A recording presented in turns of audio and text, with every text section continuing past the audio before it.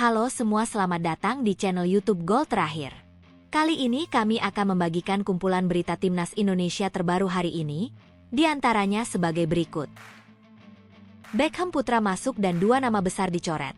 Inilah daftar 23 pemain timnas Indonesia untuk hadapi Cina di kualifikasi Piala Dunia 2026. Mengejutkan, jelang lawan Cina di Stadion GBK, Patrick Kluivert tiba-tiba beri peringatan keras buat para pemain timnas Indonesia. Ada masalah apa? Berkelas. Begini kata-kata berkelas Emil Audero jelang laga krusial timnas Indonesia versus Cina di Stadion GBK. Menurutnya, ada getaran yang sangat baik dari tim. Inilah 5 negara Asia yang berpotensi besar gagal lolos ke Piala Dunia 2026 pada 5 Juni, 2 gara-gara timnas Indonesia. Yuk simak ulasan terlengkapnya sebagai berikut.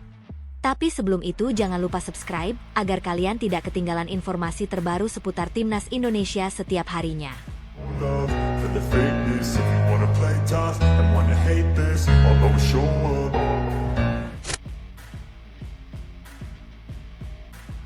Beckham Putra masuk dan 2 nama besar dicoret. Inilah daftar 23 pemain timnas Indonesia untuk hadapi Cina di kualifikasi Piala Dunia 2026. Daftar 23 pemain timnas Indonesia yang dipersiapkan Patrick Kluivert untuk menghadapi Cina telah tersedia. Timnas Indonesia akan kembali berjuang di laga lanjutan ronde ketiga kualifikasi Piala Dunia 2026 zona Asia pada Juni 2025 ini. Timnas Indonesia akan terlebih dahulu menjamu Cina di Stadion Utama Gelora Bung Karno, SUGBK, Jakarta, pada Kamis, 5 Juni 2025 malam waktu Indonesia Barat. Pertandingan ini menjadi salah satu momen penting bagi skuad Garuda untuk memperbaiki posisi mereka di klasemen grup C, di mana setiap poin sangat berarti untuk menjaga peluang lolos ke Piala Dunia 2026. Setelah itu, skuad Garuda akan menjalani salah satu laga tandang paling berat melawan Jepang di Suita Football City Stadium pada 10 Juni 2025. Laga melawan Jepang ini akan menjadi ujian besar bagi timnas Indonesia, mengingat Jepang dikenal sebagai salah satu tim terkuat di Asia dengan permainan yang sangat terorganisir. Kedua pertandingan ini, baik melawan Cina maupun Jepang, akan menjadi penentu langkah timnas Indonesia di ronde ketiga kualifikasi, di mana mereka harus mengumpulkan poin sebanyak mungkin untuk menjaga asa lolos ke turnamen sepak bola terbesar di dunia. Patrick Kluivert awalnya menyiapkan sebanyak 32 pemain untuk pertandingan melawan Cina dan Jepang. Pemusatan latihan, TC, digelar di Bali sejak 25 Mei 2025, dengan fokus pada peningkatan kondisi fisik, taktik, dan kekompakan tim. Selama TC, para pemain menjalani sesi latihan intensif, termasuk simulasi pertandingan untuk mengasah strategi yang akan digunakan melawan Cina. Namun, belakangan ada perubahan dalam komposisi skuad. Pelatih asal Belanda ini mencoret 3 pemain jelang laga kontra Cina, yaitu Eliano Reijnders, Sandy Walsh, dan Septian Bagaskara, karena berbagai alasan yang memengaruhi kesiapan mereka. Eliano Reijnders memutuskan untuk mengundurkan diri dari timnas Indonesia karena alasan pribadi yang sangat penting. Pemain ini ingin berada di dekat sang istri yang sedang menanti kelahiran anak kedua mereka. Keputusan ini diambil Eliano setelah berdiskusi dengan tim pelatih, dan ia memilih untuk memprioritaskan keluarga di momen spesial tersebut. Kepergian Eliano tentu menjadi kehilangan bagi timnas, mengingat ia dikenal sebagai pemain yang memiliki kemampuan bertahan yang solid. Namun, para supporter memberikan dukungan penuh atas keputusan ini, memahami bahwa keluarga adalah hal yang utama bagi seorang pemain. Sementara itu, Sandy Walsh dan Septian Bagaskara pun dipastikan dicoret oleh Patrick Kluivert setelah mengalami cedera selama pemusatan latihan, TC, di Bali.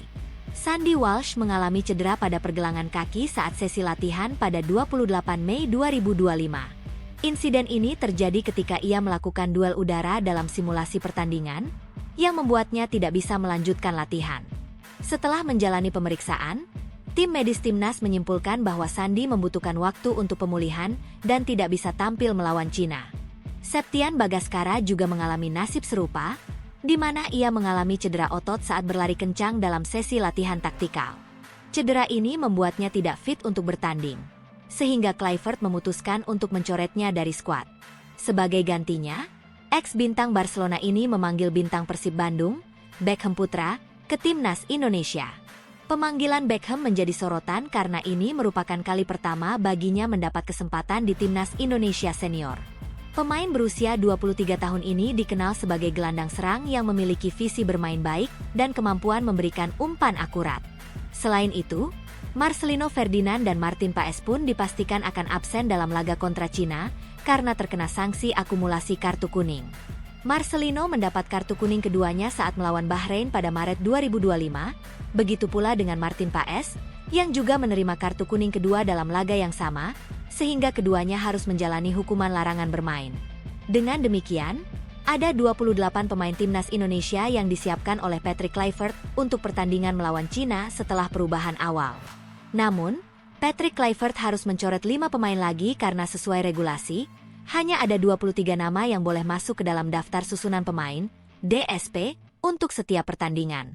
Proses seleksi ini dilakukan dengan cermat selama TC di Bali, di mana Kluivert dan staf pelatih mengevaluasi performa, kondisi fisik, dan kecocokan pemain dengan strategi yang akan diterapkan melawan Cina. Satu nama dikabarkan telah terungkap masuk ke dalam daftar 23 pemain tersebut, yaitu Beckham Putra, yang baru pertama kali dipanggil ke timnas Indonesia senior. Kabar Beckham Putra masuk daftar 23 pemain yang dipanggil Patrick Kluivert untuk laga kontra Cina dikabarkan oleh sang ayah, Budi Nugraha. Alhamdulillah etam, Beckham, masuk 23 pemain timnas untuk lawan Cina. Tulis Budi Nugraha di akun Instagram story-nya, dikutip pada Rabu, 4 Juni 2025. Unggahan ini langsung menjadi perbincangan hangat di kalangan supporter, yang menyambut antusias kehadiran Beckham di skuad Garuda. Beckham Putra sendiri mengaku senang dan bangga mendapat kesempatan untuk membela timnas Indonesia di level senior. Pemain yang baru saja membantu Persib Bandung meraih gelar Liga 1 2024, hingga 2025 ini berjanji akan memberikan yang terbaik di lapangan. Saya sangat senang bisa dipanggil ke timnas senior. Ini adalah mimpi yang jadi kenyataan, dan saya akan berusaha maksimal melawan Cina, ujar Beckham. Kehadiran Beckham diharapkan dapat memberikan warna baru di lini tengah timnas, terutama dengan absennya Marcelino Ferdinand. Lantas, siapa saja daftar 23 pemain yang terpilih untuk pertandingan melawan Cina? Berikut adalah prediksi susunan pemain yang telah disiapkan oleh Patrick Kluivert. Kiper, Emil Audero, Nadeo Argawinata, Hernando Ari Sutaryadi. Back, Jai Idzes, Justin Hubner, Mees Hilgers, Rizky Ridho.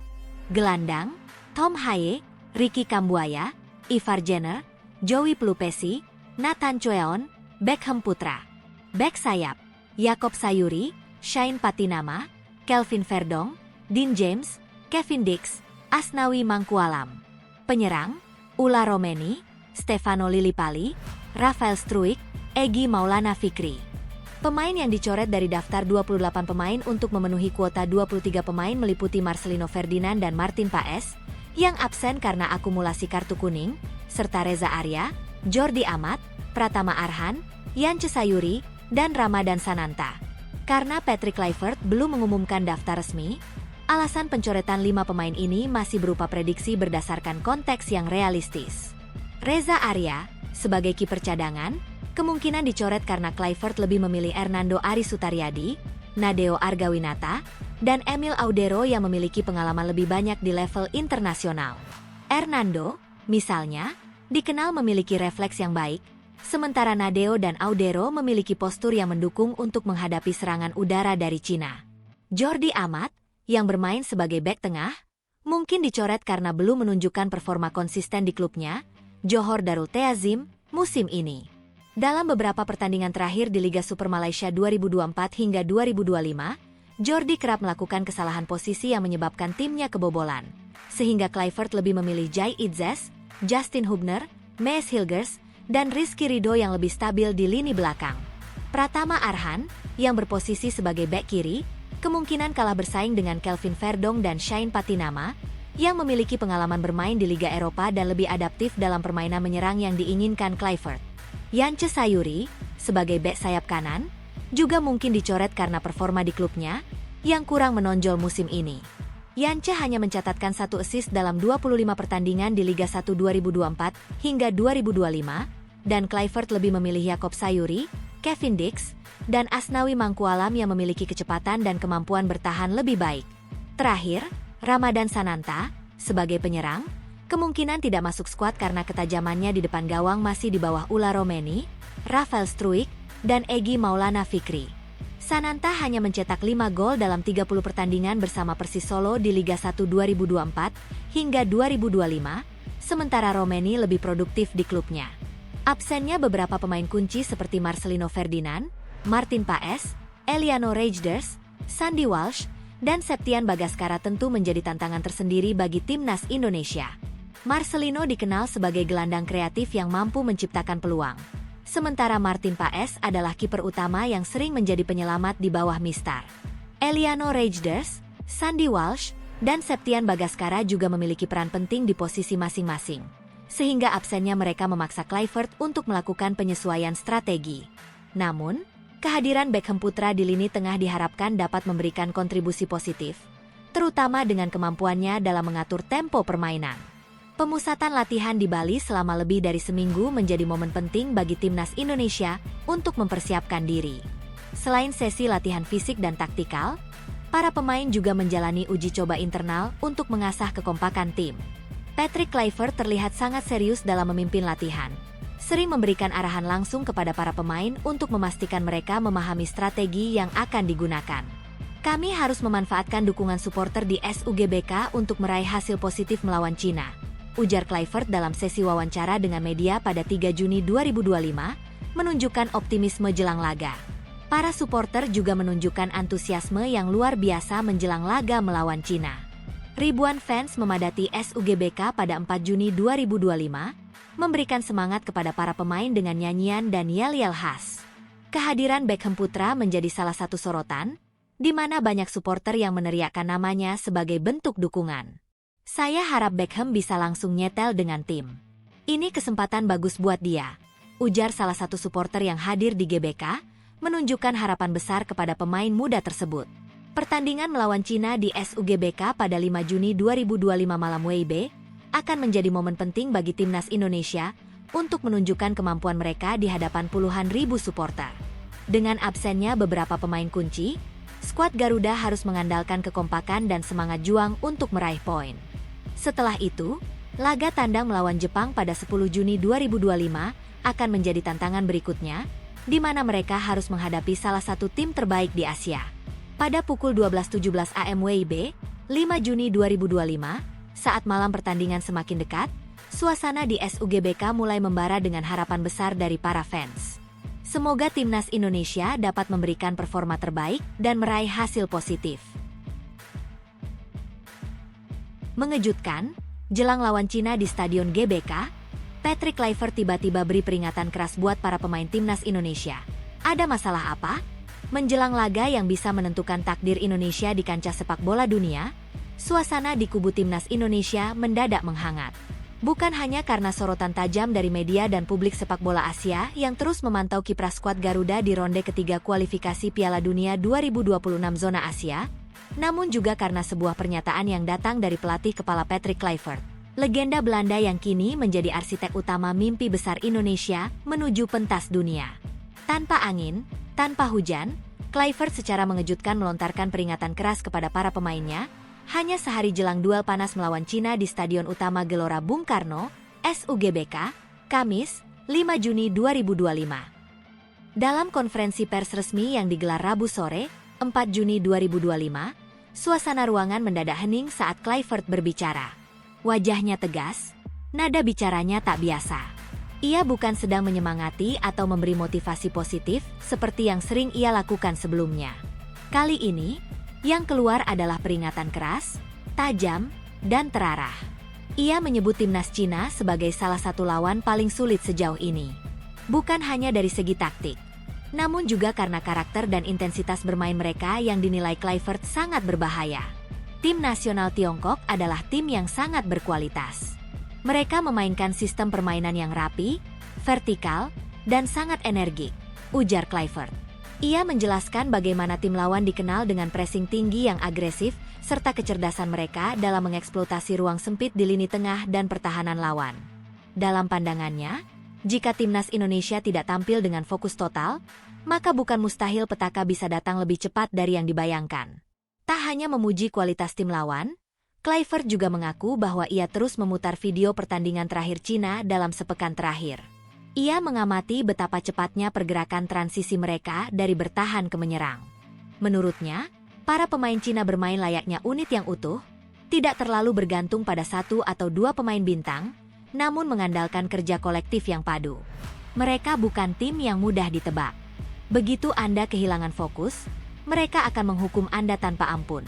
Lanjutnya dengan ekspresi serius. Pernyataan keras ini tentu menjadi sinyal bahwa Kluivert tidak ingin para pemain timnas Indonesia larut dalam euforia atau terlalu percaya diri setelah tampil baik di laga terakhir kontra Bahrain. Ia tahu bahwa sepak bola tak mengenal ampun terhadap kelengahan sekecil apapun. Jangan biarkan kemudahan permainan memengaruhi pikiran Anda. Semua orang tahu bahwa Tiongkok memiliki tim yang bagus, tegas Kluivert sambil memandang langsung ke arah sejumlah pemain yang turut hadir di ruang jumpa pers. Lebih jauh, Kluivert mengaku tidak ingin ucapannya disalahartikan seperti beberapa waktu lalu. Ia menyinggung adanya beberapa komentar yang menyebut dirinya terlalu meremehkan lawan setelah kemenangan atas Bahrain. Namun, ia menampik keras tudingan tersebut. Saya tidak meremehkan lawan manapun. Namun, saya cukup yakin dengan tim saya. Itulah masalahnya, katanya sembari tersenyum kecut, seolah menyiratkan bahwa kepercayaan diri yang tinggi kerap kali disalahartikan sebagai kesombongan. Laga melawan Cina bukan sekadar pertandingan biasa. Ini adalah duel penentu. Jika Indonesia mampu menang, maka posisi di klasemen grup C akan semakin aman dan membuka peluang besar lolos ke ronde keempat. Namun sebaliknya, jika kalah, mimpi untuk tampil di Piala Dunia 2026 bisa langsung mengalami guncangan besar. Oleh karena itu, tensi internal jelang laga ini tak hanya terasa di atas lapangan, tapi juga merambat ke ruang ganti, bahkan ke federasi. Erick Thohir selaku Ketua Umum PSSI bahkan dilaporkan telah menggelar pertemuan tertutup dengan Kluivert dan jajaran staf pelatih, hanya beberapa jam setelah konferensi pers berakhir. Belum diketahui isi lengkap pembicaraan tersebut. Namun diakini bahwa federasi juga menaruh harapan besar agar skuad Garuda bisa mempersembahkan hasil terbaik di laga kandang terakhir fase ini. Di luar lapangan, atmosfer di Jakarta juga mulai terasa bergelora. Tiket pertandingan ludes terjual dalam waktu singkat, dan diperkirakan lebih dari 77.000 supporter akan memadati tribun GBK. Bahkan sejumlah portal berita olahraga global seperti ESPN Asia dan The AFC Zone menjadikan laga ini sebagai pertandingan unggulan untuk disorot secara internasional. Hal ini menandakan bahwa sorotan dunia benar-benar tertuju ke Jakarta malam ini. Dengan atmosfer panas, tekanan tinggi, dan pertarungan antara dua negara yang sedang membangun reputasi sepak bolanya, pertandingan Indonesia versus Cina bukan hanya tentang siapa yang menang di atas rumput hijau. Ini adalah pembuktian bahwa kerja keras, disiplin, dan mentalitas juara bisa melampaui keterbatasan. Dan di tengah segala tekanan itu, Patrick Kluivert dengan tegas memberi sinyal bahwa dirinya tidak akan mentolerir kelengahan sedikitpun dari anak-anak asuhnya. Kini, semua mata tertuju ke malam Kamis yang menjanjikan. Apakah peringatan keras Kluivert akan menjadi alarm yang menyadarkan para pemain untuk tampil maksimal? Atau justru menjadi beban yang menambah tekanan di pundak mereka? Satu hal yang pasti, malam di Gelora Bung Karno akan menjadi panggung yang tak akan terlupakan dalam sejarah perjalanan panjang timnas Indonesia menuju panggung dunia. Berkelas. Begini kata-kata berkelas Emil Audero jelang laga krusial timnas Indonesia versus Cina di Stadion GBK. Menurutnya, ada getaran yang sangat baik dari tim. Jakarta mulai bergemuruh. Langit di atas stadion utama Gelora Bung Karno tampak lebih berat dari biasanya, seolah menyimpan ribuan harapan yang telah menggumpal di dada jutaan rakyat Indonesia. Kamis, 5 Juni 2025, bukan sekadar hari biasa di kalender sepak bola Asia. Ini adalah momen genting, saat sejarah kembali menatap wajah Garuda dengan penuh ekspektasi. Timnas Indonesia akan menghadapi Cina dalam laga krusial matchday ke-9 grup C putaran ketiga kualifikasi Piala Dunia 2026 zona Asia. Sebuah duel hidup mati. Dan di tengah atmosfer yang membuncah, muncul sosok yang kalem tapi memancarkan wibawa. Emil Audero Mulyadi. Kiper naturalisasi yang besar di Italia dan kini pulang membela tanah air tercintanya itu, tampil di konferensi pers jelang pertandingan dengan tenang namun penuh keyakinan. Di balik sorotan kamera dan mikrofon-mikrofon media, Emil menyampaikan sesuatu yang jauh lebih besar dari sekadar taktik atau strategi. Perasaan, getaran, Vibes yang tak kasat mata namun terasa begitu kuat di ruang ganti tim nasional. Kami punya waktu untuk mempersiapkan pertandingan ini. Pertandingan penting ini, ujar Emil dengan suara yang mantap namun mengalir lembut, Rabu, 4 Juni 2025. Dan kami memiliki latihan terakhir di sini, di stadion, untuk mencoba hal-hal terakhir. Latihan terakhir itu bukan sekadar sesi biasa. Di balik gerakan taktis dan arahan dari pelatih kepala Patrick Kluivert serta asistennya Alex Pastoor, ada aura yang berbeda. Emil merasakannya. Tetapi saya merasa sangat baik. Saya pikir ada getaran yang sangat baik di sekitar tim. Saya sangat senang dan ini adalah hal yang sangat penting bagi kami. Lanjutnya, tak banyak pemain yang mampu mengutarakan isi hati mereka dengan ketulusan seperti ini. Kata-kata Emil bukan sekadar diplomasi khas jelang pertandingan besar. Ia benar-benar menyuarakan apa yang ia rasakan, bahwa tim ini tengah berada dalam momentum spiritual yang tak terlihat oleh mata biasa. Dan memang, momen ini begitu besar. Bukan hanya karena lawan yang akan dihadapi adalah Cina, salah satu raksasa sepak bola Asia yang memiliki segudang pengalaman dan sejarah panjang. Tetapi karena ini juga menjadi debut resmi Emil Audero bersama Timnas Indonesia.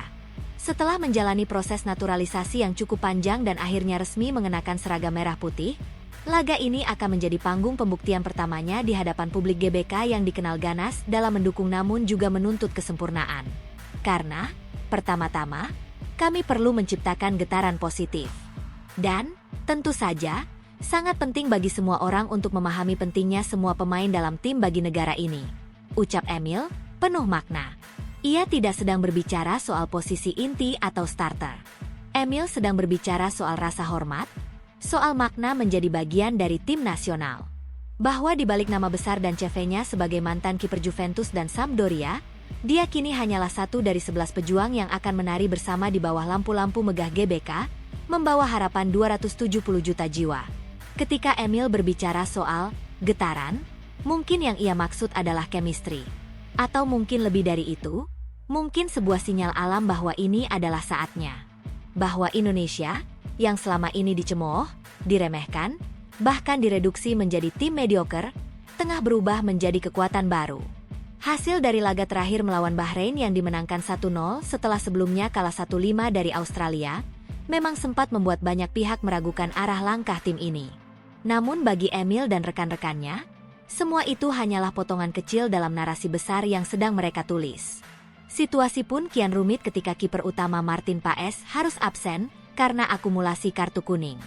Sosok andalan dari FC Dallas itu terpaksa menepi, membuka jalan bagi Emil untuk langsung dipercaya sebagai penjaga gawang utama. Bagi sebagian besar pemain, debut langsung di laga sekrusial ini mungkin menjadi beban luar biasa. Tapi Emil tak gentar. Ia tahu apa yang harus dilakukan. Jadi, seperti yang saya katakan, saya positif dan saya tidak sabar untuk bermain nanti malam, katanya dengan penuh semangat. Mungkin memang hanya dia dan Tuhan yang tahu bagaimana degup jantungnya saat berbicara demikian. Tapi dari tatap matanya, publik tahu satu hal. Emil siap. Bukan sekadar siap bermain, tapi siap berjuang, siap berdiri paling belakang ketika gelombang serangan datang menghantam, dan siap menjadi pahlawan dalam diam. Di ruang-ruang publik, di warung kopi, di kolom komentar media sosial, nama Emil Audero sudah mulai digaungkan sebagai kunci dalam duel lawan Cina. Pengalamannya di Serie A, pengendalian emosi yang mumpuni, serta refleks yang mengagumkan membuat rakyat Indonesia meletakkan kepercayaan besar di pundaknya. Tapi Emil bukan hanya membawa keterampilan, ia membawa jiwa. Ia datang bukan untuk mencari kemasyhuran, tapi untuk memberikan sesuatu yang nyata bagi negara yang dulu hanya ia kenal dari cerita ayahnya. Ini adalah sesuatu yang saya impikan sejak lama. Pernah ia ungkapkan dalam sebuah wawancara setelah proses naturalisasinya rampung. Bisa bermain untuk Indonesia, di hadapan supporter seperti ini, adalah sebuah kehormatan. Dan kini momen itu datang.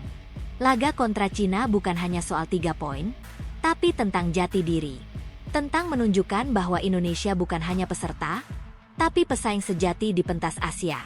Dan sosok seperti Emil Audero, dengan kata-katanya yang berkelas dan ketenangannya yang meneduhkan, adalah bukti bahwa generasi baru Garuda tak hanya berani, tapi juga cerdas dan berkarakter. Di balik sorakan ribuan supporter, di antara kibaran merah putih dan genderang tak kenal henti, Emil akan berdiri di bawah Mistar, memandang ke depan, menatap rekan-rekannya, dan membawa seluruh harapan bangsa dalam genggaman tangannya yang siap menepis setiap ancaman. Sebuah getaran memang terasa. Dan kini kita tahu dari mana getaran itu berasal. Dari hati, dari tekad, dan dari semangat satu bangsa yang bersatu demi satu tujuan. Terbang ke Piala Dunia 2026. Inilah 5 negara Asia yang berpotensi besar gagal lolos ke Piala Dunia 2026 pada 5 Juni, 2 gara-gara timnas Indonesia. Di tengah gegap gempita jagat sepak bola Asia, tanggal 5 Juni 2025 bagaikan palu takdir yang siap menjatuhkan vonis bagi 5 negara yang kini berada di ujung tanduk. Tanpa ampun dan tanpa waktu untuk berspekulasi, kualifikasi Piala Dunia 2026 zona Asia bakal menciptakan drama besar yang bisa mengguncang harapan jutaan pendukung. 5 negara, yang sebelumnya mungkin dipenuhi keyakinan, optimisme, dan semangat patriotisme tinggi, kini menghadapi kenyataan pahit bahwa mereka bisa tersingkir hanya dalam hitungan menit. Dan yang membuat segalanya lebih menarik. 2 di antaranya berpotensi tumbang karena ulah timnas Indonesia. Putaran ketiga kualifikasi Piala Dunia 2026 kini hanya menyisakan 2 laga lagi. Laga ke-9 akan digelar pada 5 Juni, sementara partai terakhir akan menjadi penutup pada 10 Juni. Namun sebelum sempat melangkah ke laga pamungkas, ada negara-negara yang bisa dipastikan gugur lebih awal. Mereka akan menyaksikan bendera mereka tak lagi berkibar di jalan menuju Amerika Serikat, Kanada, dan Meksiko, tuan rumah Piala Dunia 2026. Dan berikut adalah kelima negara Asia yang paling berpotensi terkapar, tersisih dari persaingan penuh gengsi, dramatis, dan berdarah ini.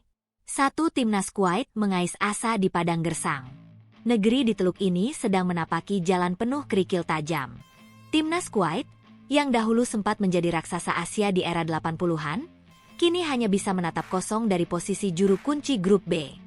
Hanya 6 poin yang berhasil mereka kumpulkan sejauh ini dari 8 laga. Dan lebih menyakitkan, lawan mereka selanjutnya adalah Palestina, tim yang sama-sama sedang berjudi dengan nasib. Jika Kuwait gagal menang dalam laga ini, habislah sudah. Tak ada kalkulasi rumit yang bisa menyelamatkan mereka.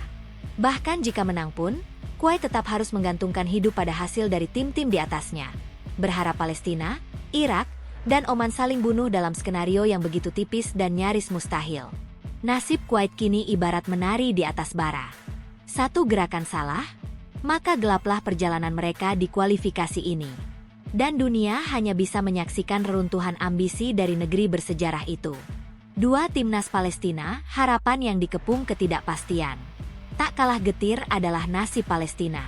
Negara yang selama ini dikenal dengan semangat perjuangannya, kini menghadapi realitas pahit bahwa harapan mereka untuk lolos ke Piala Dunia bisa lenyap dalam sekejap. Meskipun poin mereka sedikit lebih baik dari Kuwait, Palestina kini hanya bisa bergantung pada nasib Oman dan Irak. Mereka membutuhkan Oman, yang berada di posisi 4 dengan 10 poin, untuk tergelincir, sambil berharap Irak yang kini duduk nyaman dengan 12 poin di posisi 3 tidak menambah pundi-pundi poin. Itu artinya, kemenangan melawan Kuwait pun belum menjamin kelolosan. Mereka sedang berada di dalam situasi yang disebut oleh sebagian analis sebagai zona kemustahilan. Palestina tahu bahwa mereka bukan hanya bertarung melawan tim lawan di lapangan, tapi juga melawan kenyataan, waktu, dan nasib yang tak lagi ramah. 3. Timnas Kirgistan, bayangan Qatar dan Iran yang menakutkan. Dari grup A, Kirgistan menjadi negara berikutnya yang nasibnya genting. 6 poin dari 8 laga bukanlah modal yang cukup untuk menantang dominasi Qatar dan Iran. Di atas kertas, mereka mungkin masih memiliki peluang. Tetapi peluang itu nyaris tak terlihat, seperti bayangan yang tergerus malam. Lawan mereka pada 5 Juni adalah Korea Utara, tim yang penuh misteri tapi tetap berbahaya. Kirgistan mungkin bisa menang, tapi masalahnya bukan di situ. Masalahnya adalah Qatar, tim yang berada tepat di atas mereka dengan 10 poin. Harus kalah dari Iran, tim raksasa Asia yang sudah memastikan lolos. Namun, siapa yang bisa menjamin Iran akan tampil dengan motivasi penuh? Mereka mungkin saja merotasi pemain, mencoba strategi baru, atau bahkan bermain santai. Dan jika Qatar menang atau seri, habislah Kirgistan. Bagi Kirgistan, pertandingan nanti bukan hanya tentang 3 poin, tapi tentang bertahan hidup. Tentang menantang nasib yang sudah ingin menutup pintu dengan paksa. 4 Timnas Bahrain, nasib yang ditentukan Timnas Indonesia. Kini, kita masuk ke dua negara yang nasibnya berada di genggaman Timnas Indonesia. Yang pertama adalah Bahrain, negara yang berada di posisi 5 grup C dengan 6 poin, hanya unggul head-to-head dari Cina yang punya poin sama. Pada 5 Juni, Bahrain akan menjamu Arab Saudi. Tapi sebelum peluit dibunyikan di stadion mereka, hasil dari pertandingan Timnas Indonesia versus Cina sudah akan diketahui. Dan jika Indonesia menang, maka Bahrain praktis tersingkir, bahkan sebelum mereka sempat menyentuh bola. Sungguh ironis. Sebuah tim bisa gugur bahkan tanpa sempat bertarung di hari itu. Dan semua gara-gara skuad Garuda yang kini menjadi kekuatan baru di Asia. Jika Indonesia mengalahkan Cina, maka poin Cina akan tetap 6. Dan karena Bahrain kalah head-to-head dari Cina, maka apapun yang terjadi nanti, mereka akan tersingkir lebih dulu jika Indonesia mengunci kemenangan. Itulah mengapa laga Indonesia versus Cina menjadi sangat krusial, tak hanya untuk kedua tim itu, tapi juga untuk Bahrain yang hanya bisa menonton sambil berdoa. 5 Timnas Cina saat negeri raksasa menghadapi kehancuran. Inilah puncaknya. Cina, negeri dengan populasi terbesar di dunia, kini terancam terhempas dari panggung sepak bola dunia. Dan pelakunya adalah Timnas Indonesia. Jika tim Merah Putih mampu meraih kemenangan di hadapan puluhan ribu pendukung fanatik di Gelora Bung Karno, maka Cina akan nyaris kehilangan segalanya. Mereka hanya memiliki 6 poin. Jika kalah, maka peluang mereka ke babak keempat nyaris punah. Tidak ada lagi ruang untuk kesalahan, tidak ada lagi kesempatan untuk menebus. Cina wajib menang jika ingin terus bernapas dalam kompetisi ini. Dan laga di Jakarta nanti dipastikan akan menjadi neraka bagi mereka. Sorakan supporter Garuda, semangat para pemain Indonesia, serta tekanan mental yang begitu besar bisa meluluhlantakkan segalanya. Jika kalah, maka Cina tak hanya kehilangan tiket ke babak berikutnya, tapi juga bisa kehilangan muka di hadapan Asia. Maka jangan heran jika media-media Cina mulai menyuarakan kekhawatiran. Ada yang menyebut ini sebagai laga penentuan generasi. Ada juga yang menggambarkannya sebagai pertempuran terakhir sebelum kejatuhan. Tanggal 5 Juni 2025 bukan sekadar tanggal dalam kalender sepak bola Asia. Ia adalah titik balik. Hari di mana mimpi-mimpi akan dihancurkan, harapan akan diuji, dan sejarah akan ditulis dengan darah, keringat, serta air mata. 5 negara bersiap menghadapi takdir mereka. 2 di antaranya, Bahrain dan Cina, bersiap menunggu keputusan yang akan diambil oleh Timnas Indonesia di atas lapangan. Siapa yang akan bertahan? Siapa yang akan tumbang? Jawabannya hanya akan ditemukan di tengah riuhnya stadion, di balik teriakan supporter, dan di setiap detik laga yang akan menentukan masa depan sepak bola Asia.